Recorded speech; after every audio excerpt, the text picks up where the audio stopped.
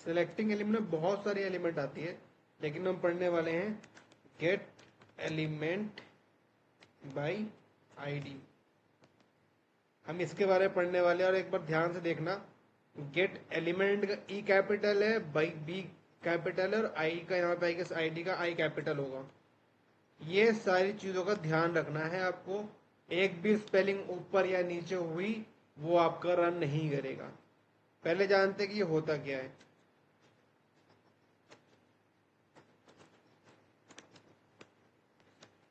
Return the element as an object और null. Null कब देगा? If not found.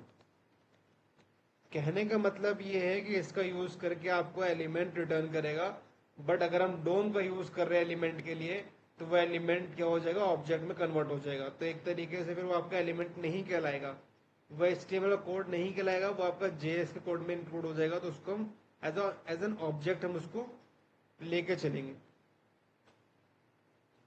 इसका काम क्या होता है? Is used to sorry is use in JS to select HTML element by ID। अब हम इसका यूज कर रहे हैं आईडी के थ्रू। आप लोगों ने HTML के अंदर पढ़ा था लास्ट टाइम क्लास और आईडी, राइट? और एक वैल्यू भी होती थी, वो भी हमने पढ़ा था इनपुट वाले मैथ टैग में। और हमने क्या नाम है आपका, टैग तो है ही आपके पास। तो इसका यूज हम करते हैं जावास्क्रिप्ट के अंदर HTML element by ID, ID का नाम लेकर के, वॉट एवर जो भी आप आईडी देते हो, ठीक है। Every HTML element can have an ID, ठीक है, which must be unique। देखो आईडी हमेशा अलग होती है, कभी भी सेम नंबर नहीं होना चाहिए, सेम आईडी नहीं होनी चाहिए।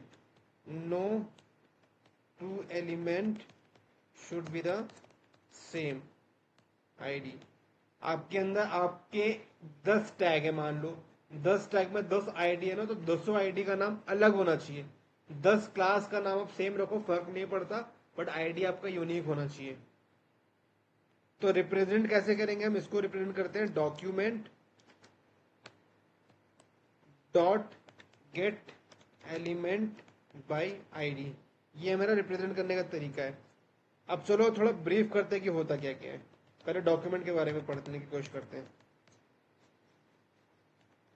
रिप्रेजेंट करता है आपका डॉक्यूमेंट द होल वेबसाइट,